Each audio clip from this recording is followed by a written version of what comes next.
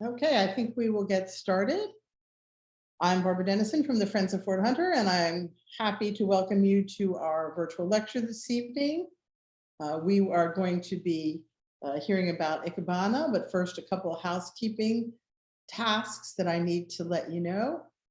Please keep yourself on mute. We will endeavor to make sure everybody stays on mute, but we don't want to interrupt our speaker. So please keep yourself on mute. The question and answer session at the end of the presentation will be moderated by myself, and you need to put your questions in the chat function, which is found at the bottom of your screen typically. Just click and type your question in there, and we will get to as many questions as possible at the end. So hopefully we will get to them all. And I will be typing that reminder in the chat function so you're reminded there. I'll also be putting some information for how to look at the Fort Hunter website. The next activity at Fort Hunter is the Garden Fair on May 5th, which is 10 to 4. And it's a great opportunity to see lots of displays, as well as, of course, Ikebana. So they will be there. And that's one of the reasons we are going to hear and learn so much more about it. So we're all prepared to see their wonderful exhibit on May 5th at the Garden Fair.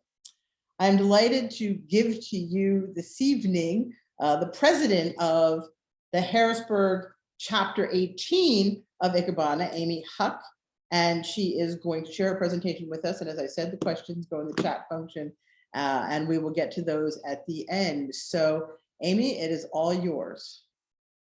Thank you so much, Deb, and thank you so much for the opportunity to share Ikebana with this group. Can everybody hear me okay? Oh. Can you hear me, Deb? Sorry, I think you mean me. Yeah, people can hear you, and of course, if they can't, they need to turn up the volume on their computer. Very good. I was just making sure a last minute sound check. No, well, thank you. Good. Thank you so much again for having us. You know, I chose this title of Ikebana International Influence with its local agency because the purpose of my talk is to talk about the global phenomenon and impact of Ikebana and how here in our Harrisburg chapter, we have a long history and presence with this art form and practice of wellness and health. And again, my name is Amy Huck. I'm the president. I'm proud to be the president of our chapter, but I am a student of Ikebana. I'm not the expert. And so during the Q&A, or while I'm describing some of them, I've asked some of our members to please chime in any additional information to enhance this presentation. So Deb, as moderator, if you get those, and it seems like it's an intelligent comment, please read that out for everyone, because again, as a student, we are always all learning and learning more about Ikebana, and I thank them for being here. So firstly, I want to say that Amy? Yes. Yes, I'll be happy to share those. Now it's time to share your screen and... Oh, I didn't share the screen yet. Nope. Oh, hold on, I got to get out. I apologize. I thought everybody saw what I was doing. Share screen. Oh, hold on. That is this. I'm looking for this one. Yes. Is it from the beginning? Perfect. Okay. I apologize. So I think you saw, like I said, without repeating myself, Ikebana, again, give you it's big global influence and how we're still supporting that and how we have a very big part of that here locally in Harrisburg. There's me. I'm a student. I'm not the expert, but I have friends and helpers. So what is Ikebana? Ikebana, first of all, I always say it wrong myself. So it's not pronounced hyphenetically of how it's spelled. It's Ikebana. And it is an art form of Japanese flower arranging and other natural materials in a stylized manner according to strict rules. But it also promotes mindfulness and well-being. The word Ikebana comes from two Japanese words, ikeru, which means to arrange, be living, or have life, and hana, which is flower. And a more direct translation sometimes is to give life to flowers, but I like to think of Ikebana as floral arrangements taking on a life of their own. Here's some examples of that. Interestingly, Ikebana does not always consist of only flowers. Sometimes fruit, vegetables, non-living specimens such as rocks or wood, even unexpected, unconventional materials are incorporated. Don't be surprised to see something from the hardware store embedded in an arrangement. Designs are only limited to the imagination of the creator. Now, a lot of my photos I took from other chapters of Ikebana International. These two are actually from St. Petersburg, Moscow. And on the left, we see a beautiful container. It has some modern components and some natural wood with some leaves and florals. It only looks like 3 elements, but then we see some type of mesh wrapping that you might not expect. And on the right, we have a beautiful example that incorporates some squash, and there's a pepper in there. So again, Ikebana, expect the unexpected. Here's another a beautiful example. Ikebana remains a cherished tradition in Japan, and it's passed down from generation to generation in a way connecting with and honoring nature while expressing creativity. It is an art form, but also it is a practice of mindfulness leading to more tranquility. And what I love about this arrangement is that big natural branch there, you know, almost very stark and compared to the flowers. And the container itself is very beautiful, and it gives it lift as almost it's coming from a tree. Again, a reference to nature. So again, Ikebana is very steeped in the tradition of theory and symbolism, and there's rich cultural meaning in a lot of the different schools and arrangements. One of the things when we talk about Ikebana is Kado, which translates to the way of the flowers. And it is an actual Japanese aesthetic sense, philosophy, and practice with a focus on personal development as well as artistic achievement. So we really want you to understand in this presentation that while you are able to create beautiful things, there's a process and enrichment for yourself when practicing it.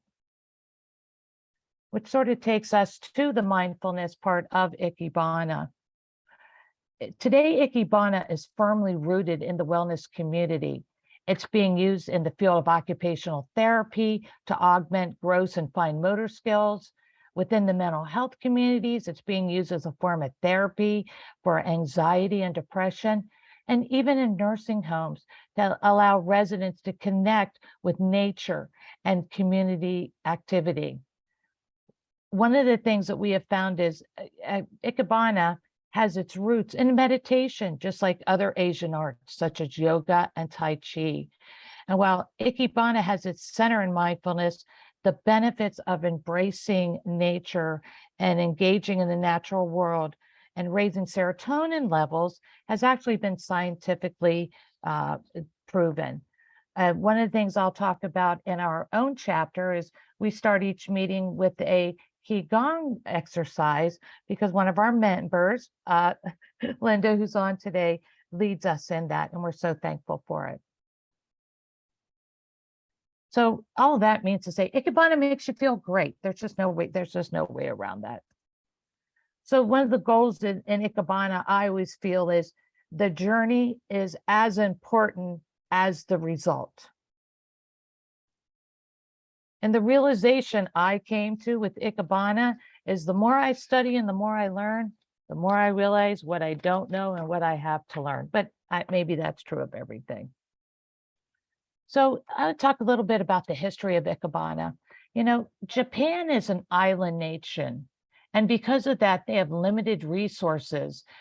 Therefore, Japan respects the individual beauty of a single branch, a single bloom, or a single being. Also, the Japanese have a strong admiration of nature, but they also fear it. Flowers and trees in particular or are thought to have brought a strong power to attract gods and goodness. So people brought the flowers and branches into their homes to welcome it in a custom known as oh my gosh, I'll get it in there, Yorishimo. So these are some examples of Ikebana that for me, I feel like they are very much like nature. They are like trees, they are like branches, bringing that goodness of nature into our homes, into our space, and being able to feel that as if we were outside. Yes, Yorishiro is that whole concept.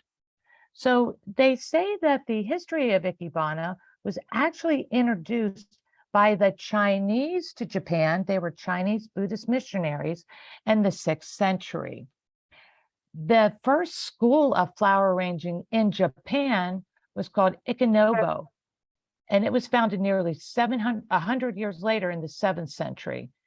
And over time, Ikebana developed as a ritual alongside incense appreciation and tea ceremonies. In the 14th century, religious art depicted actual scenery created with arrangements.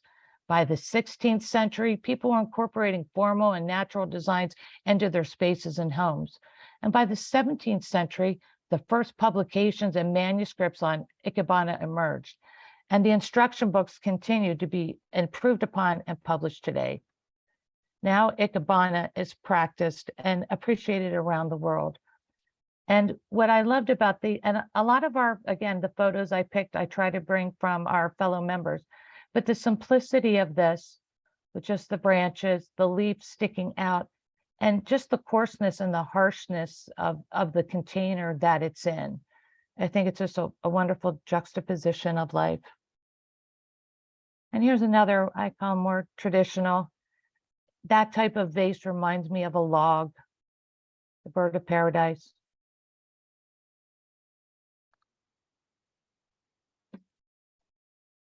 Before I get to this one, I want to come back to this one, if I may. So Ikebana expresses simplicity, understated elegance, and a respect for nature. It's not simply about flower arranging, but creating a harmonious relationship between natural materials and the space around them. Artists attempt to replicate what nature looks like in a container. In Ikebana, the goal is not just about creating a pleasing effect, but expressing a sense of harmony and balance and beauty and impermanence. Now, I'd like you to look at this, I think is a perfect example of Ikebana and impermanence. It looks like a beautiful arrangement, but when we look closely at those yellow leaves, they're not perfect. They're aged. They're on their way out. The other big spray around them in the back, none of them are perfect. They've been weathered. They've been outside. That sort of speaks to what I call the Asian island and mentality of the typhoon mentality. And what that means is nothing lasts forever. And in Ikebana, we embrace that. We're not afraid of it compared to, let's say, Western arrangements. Here are two Western arrangements. When I think of Western arrangements, it's all about volume. It's about symmetry. It's about more is better. The more stems you have, the bigger it is. There's what I learned when they have no negative space. It is all positive space, very different from Ikebana. When I did Western flower arranging, we were taught we call the thrillers, which are your expensive flowers, the fillers, which are the cheap ones in between, and the spillers, which are the ones on the bottom. Focusing on a few carefully chosen elements, they are arranged in a way that highlights the flower's inherent beauty and natural qualities. Ikebana prizes asymmetry and negative space, and they create a sense of movement and dynamicism. This gives the flowers a sense of life and vitality, and it also creates a depth and space within the arrangement. Ikebana does not adhere to the geometric approach. Now, the arrangement on the left, I just love for its simplicity. There's only 3 elements I see there, very sparse, a beautiful container to highlight them. Just wonderful. On the right, I picked this one because I think it is a wonderful representation for people who don't know what negative space is, that this is negative space. When you see through this arrangement, you see the space before the flowers. The flowers just help us frame that beautiful view to appreciate that negative space. Okay. And again, this one, instead of going vertical, sometimes you'll see in Ikebana, we will go horizontal. Now, in Ikebana, we have many schools. Sometimes it's said there's over 1 million schools, and they all have their own philosophy, roles, artistic principles, and it makes with a fascinating blend of tradition, symbolism, and creativity. They have their own teachers, which we call sensei, and grandmasters we call Aimoto, who always share their knowledge and information with the students. Some schools of Ikebana have classical styles, some we call contemporary, and some are a blend of the two. What I was trying to show here is that this is examples of different, sometimes we do a akakeziu, which is a floor plan for what we're doing. If you look at the bottom along the page, those rectangular and round things are our kenzans, which help us hold the flowers in place. The first three show the kenzans with our elements going straight in the middle and then maybe bending out. There's a lot of triangles or different angles. There are different height things for the different schools. And then on the right, we see that the kenzans were put in almost 2 different triangles, and they're telling you to put that in a lower container over to one corner.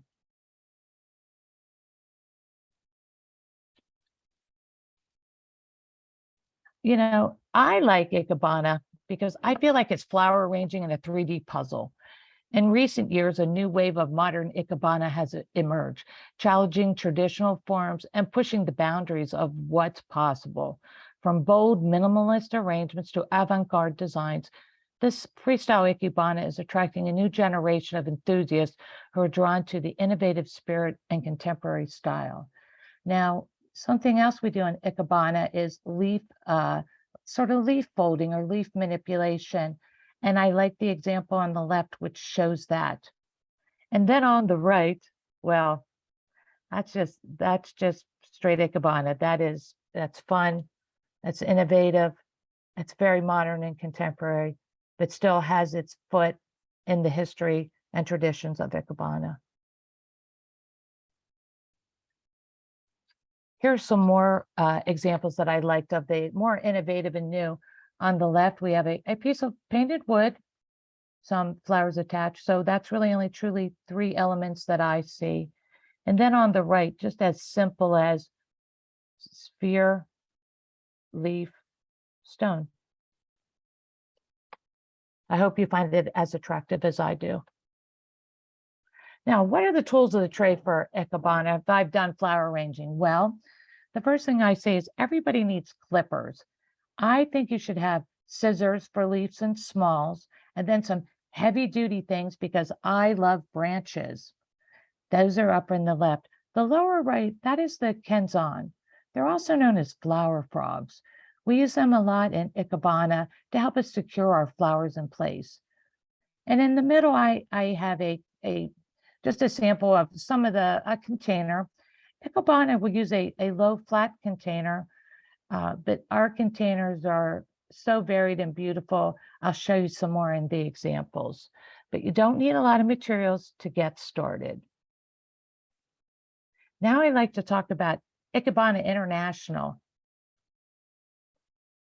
Ikebana International is a worldwide nonprofit volunteer cultural organization headquartered in Tokyo, Japan.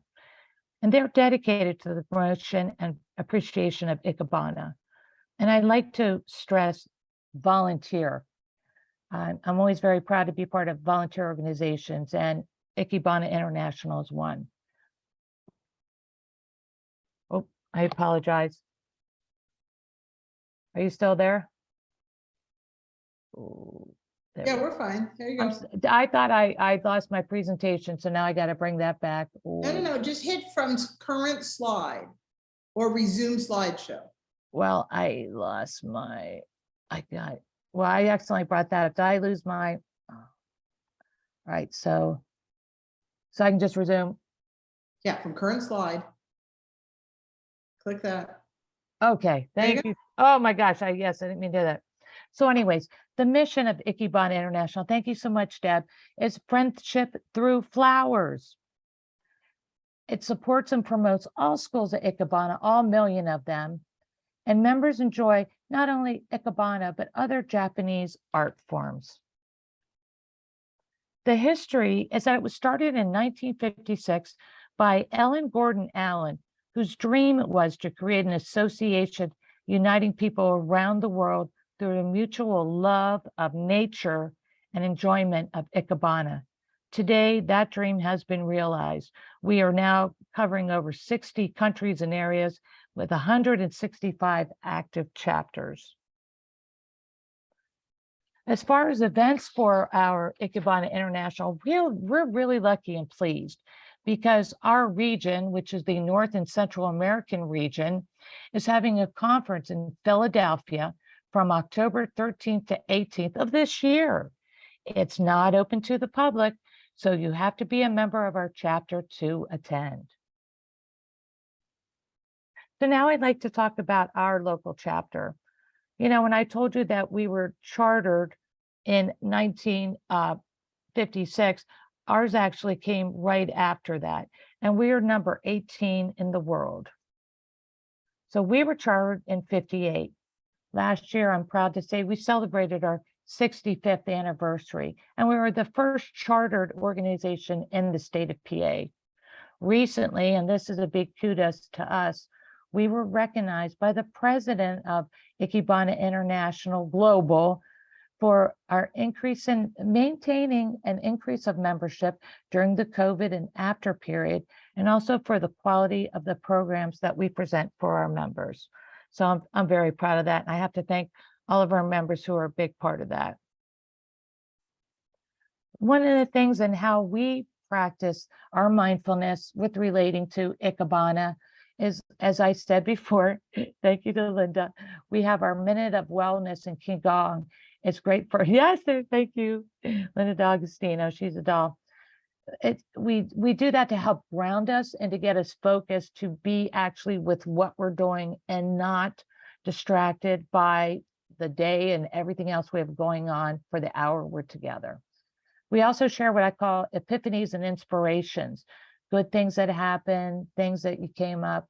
We're a very sharing and supportive environment and for our mindfulness and well-being of everyone. Something we've always done, but now I've given it an actual name, is bring a bud, bloom, or branch from your yard. We are all pretty much garden and flower people who love nature. So when somebody brings something that they have been able to obtain and share with the group, we get very excited about that. I got a pussy willow last month. I made an arrangement and I still have it, and it brings me joy. And another thing we love is haiku readings. We read a lot of haikus to each other that again, give us support and inspiration. And we're actually, our last meeting will be a haiku reading with a local author. You know, and again, so our mission, our purpose is we support three schools of Ikebana, which is Ikkyo, Ikenobo, and Sugetsu. But we also bring in other schools for demonstrations and workshops. We meet monthly for our lectures and demonstrations and workshops. And I don't want anybody that joins us to ever be afraid that it's going to be hard to catch up, because we pair our new members with Bloomin' Buddies. That's an experienced member that helps to walk you through all the processes, the procedures, the materials, help you navigate everything you need to know about Ikebana. Again, since it's a process, we always need to be in the practice in order to be a master. We're very excited and love our community outreach. We love to teach and learn Ikebana, but we also like to collaborate in tandem with garden clubs, educational institutions, and art groups. sometimes they're sister disciplines, sometimes not. We give lectures like the one we're giving today, and each year we present exhibitions at the garden fair at Fort Hunter. So I hope everybody here is aware of that. And I hope you come and visit us.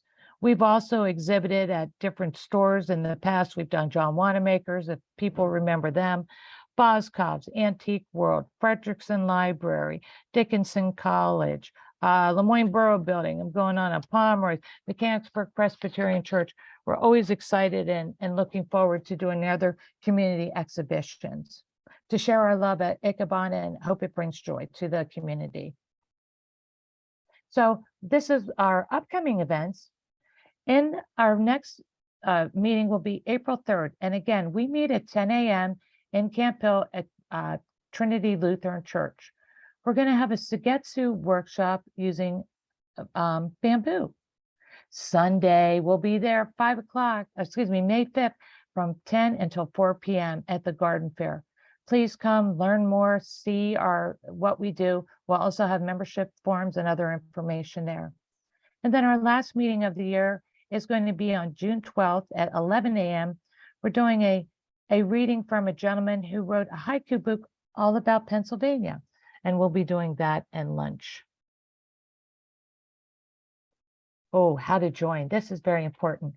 I think since most of you are familiar with Fort Hunter, please stop by if we're at the garden fair. We're there on Sunday. You may contact me, and I think Deb will put my information in our in the chat there for everyone. But also we have a website. I've had some problems with it. So if it's not coming up, we apologize. Please just email me. We'd love to put you on our distribution list. So that's all for my talk before I have my big close. I always loved Ikebana. A lot of times also will partner with art and different art museums. And so I try to do something a little arty there. I always love this container, reminds me of a boat or a log that's been carved out. And I think it's very striking. So in summary, here are the 3 things I want you to remember. Ikebana International and our local chapter is about friendship through flowers. Ikebana International is a cultural volunteer nonprofit organization, volunteer. And again, not only do we create beautiful designs, but we also provide wellness of the mind and spirit. So the journey is always as important as the results. So that's my summary. Now what I'd like to do is I have a whole bunch of different examples of Ikebana because I talked enough and Ikebana is so beautiful. So Deb, here is, if any of my members, sisters and brothers have any other comments while I'm going through these, I just have some things and some pictures I picked. On the left, I see a beautiful bird of paradise. And I talked about how unique Ikebana containers are. And that to me almost reminds me of some kind of fan or an envelope. The one on the right, I see it's a more traditional Ikebana. But what I want you to notice about the forsythia is because we like things that are natural, sometimes we will take a beautiful, perfect branch and we will age it. I've taken palms and I've snipped things out of them, ripped them, cut them. And here you can see that forsythia is not a perfect one, but it's actually, I think, either naturally or by hand, had a little nature, a little wind blow through it. And again, that helps with its natural look and dynamicism. These 2 examples I picked to show you containers. Ikebana has the most fabulous containers that they do things in. There's a nice pedestal, almost like a chalice of some kind. And then on the right, a very modern interpretation. I'm not sure if it's glass or metal, but I just love the shape and everything on that. Now, first, let's look to the right. Again, another unusual container. Again, Ikebana trying to look like nature, putting nature in a bottle, in a container. I almost see a waterfall here with water lilies on the bottom and some maybe longer things at the top. Now, the one on the left, I'm going to ask some other people, but to me, it's a very busy arrangement. There's a lot of bamboo, a lot of the red calla. There's 4 different types of flowers I see. There's a bamboo, there's a leaf bending. I would call that Ikebana inspired, but a lot of times paring down and sparse, I'm missing a little negative space. Just my opinion. Anybody else have an opinion, please chime in. These are some fabulous containers that you see in Ikebana. The one on the left, I just love. And you see how it's just the arrangement there just lends itself somehow to its beautiful form and shape. Now, why I love the one on the right, when you look at it, the shining star of that is actually the piece of wood. And using the glass container gives you the whole effect of it and its whole glory. And then the flowers are there just to sort of balance, again, work with that negative space. And I think it's just a wonderful composition. I might try to steal that idea for the future. Dynamicism up there on the left, so simple, so beautiful. Another type of Ikebana container you'll see is a dish with some holes in it. Well, that's just perfect for us to put our few blooms in it, or branches or other things. But I love how it feels like it's just following the sun or following the wind. And again, the same on the right, that branch is taken off and look of sun or something. And again, love this one. This has some bold, positive space with that orange flower and the yellow, just a little bit of the pussy willow there. Again, that natural wood base, making it look like it's on a log in nature. Could even be a landscape where those are almost representative shrubs. Speaking of landscapes, that's why I picked these 2 examples. Don't they look like they're just little miniatures of something you'd see out in nature? The upper left, I feel like that would be almost like a path I'd walk down through some kind of orchard or arbor of trees. And on the bottom right, I almost feel like she's sitting along a little babbling brook there with a tree overhead, perhaps reading some haiku with our little model in the forefront there. This one I love because it's very natural to me. The nice burly woods, the blooms coming out, the life that it's pushing out of from its core. And this one I consider more contemporary. Its color scheme. But again, just see on those large fan leaves, it's okay if they're brown. It's okay if they're ripped, because that's how it occurs in nature. And then my last slide is this one. To me, this just, I feel like I'm seeing a bamboo grove, and it's being connected by butterflies flying through, and then little flowers and things hanging off of it. But as you can tell, it looks like PVC pipe to me. Oh. So again, all I can say is thank you so much for listening and finding out about it. And Deb, if anyone has any questions, me and my team would be happy to try and answer them. Well, thank you very much for that, Amy. That was just wonderful. And we again remind everyone you can come and see this in person on May 5th at Garden Fair. They will be in the Centennial Barn, and we will, welcome everybody else. And you could also, maybe do a cakewalk and a little maypole dancing and, a few other things while you're there. But focus by all means on the Ikebana display. And we already have some kudos. Great presentation. That was a great presentation. You did Ikebana well. Oh, thank you, Linda. So you're getting a lot of very nice comments. One question, is Ikebana always natural flowers and elements? Some of the containers and so forth aren't, but do people do it with artificial silk or other kinds of flowers, or is there a kind of a requirement for it to be live flowers? And people help me out, but Ikebana influences so many things, and people do work with artificial. In the schools that are a true discipline, artificial is not florals, natural, but we will incorporate the unexpected. But normally we try to stay with fresh. And some of the schools even I want to say, require or recommend things that are local. We had an exhibit for our 65th anniversary, and the school is something that is what is natural and local to your area. Well, she did the most beautiful, Elizabeth Biddle did the most beautiful arrangement with corn stalks I've ever seen, because it was in the fall. So sometimes you're limited, but normally if you want to have it stay, because again, Ikebana, the philosophy is the impermanence of life and the impermanence of all things. So we tend not to, but that doesn't stop anybody. If it gives them joy, I say use the artificial.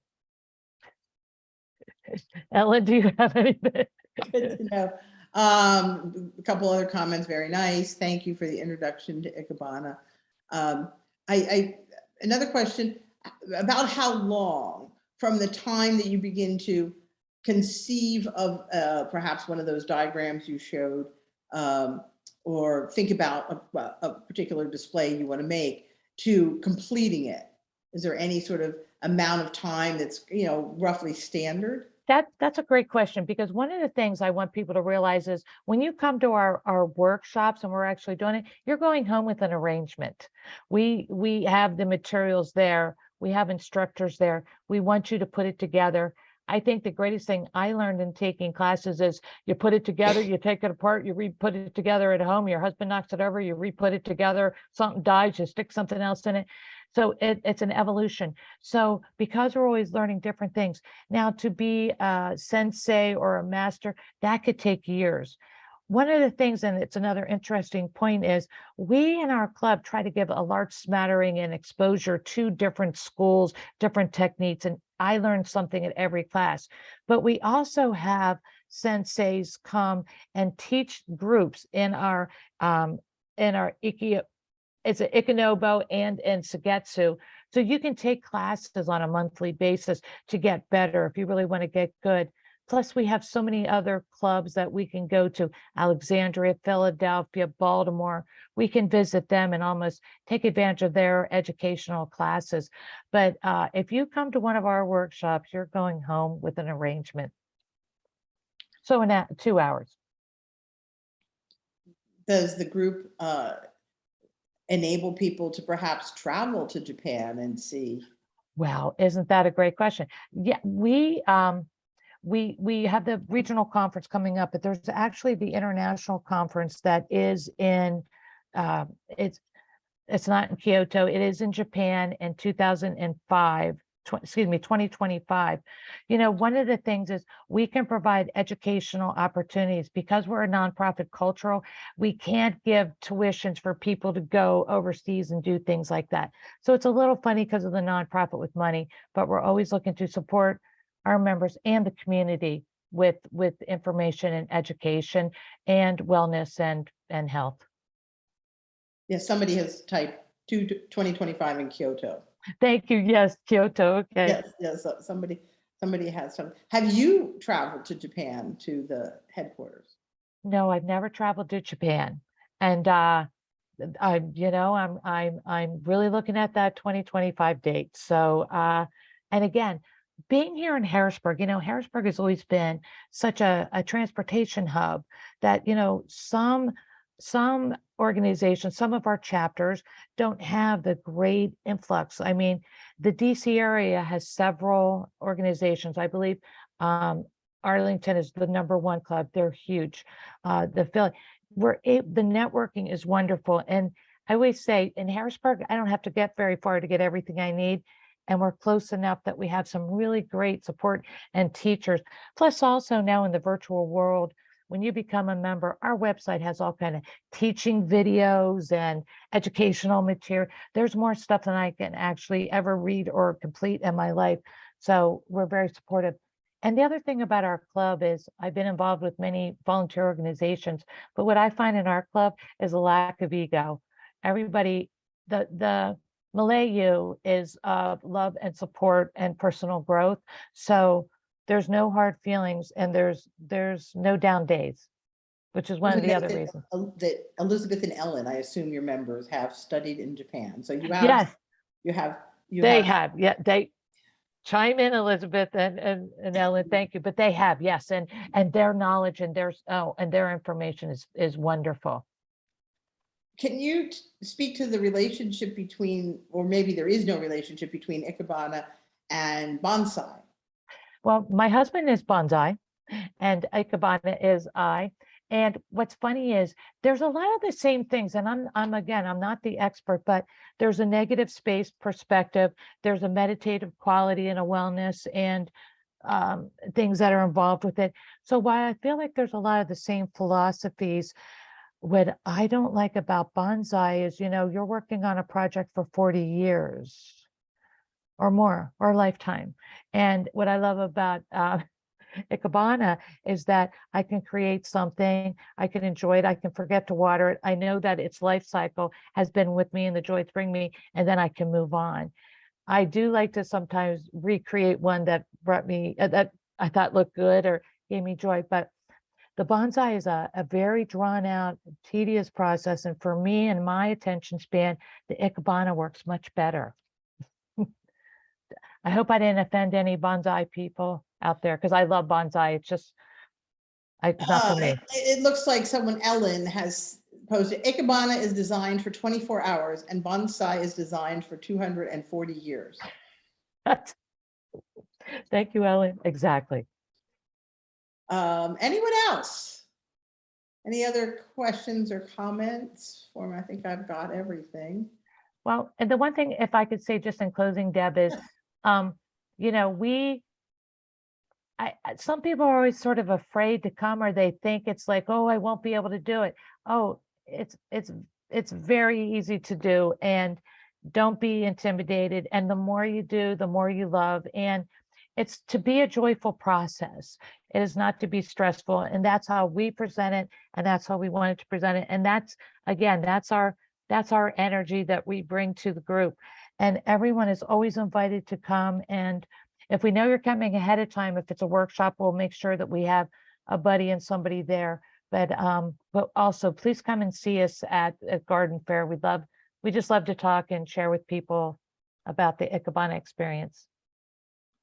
Well, thank you very much. And yes, I twice have put your contact information in the chat, and you had it on your slides. So, and if someone still can't find it, just contact Fort Hunter and we'll find it for you. Oh, that would be and again, I want to thank all my number 18 members that were here to support me tonight and to help with my comments and everything. They're just a wonderful group, and I couldn't be where I am without them. So thank you. Well, it was fabulous to have you with us all. I do want to say this is our last virtual lecture for this 23-24 season.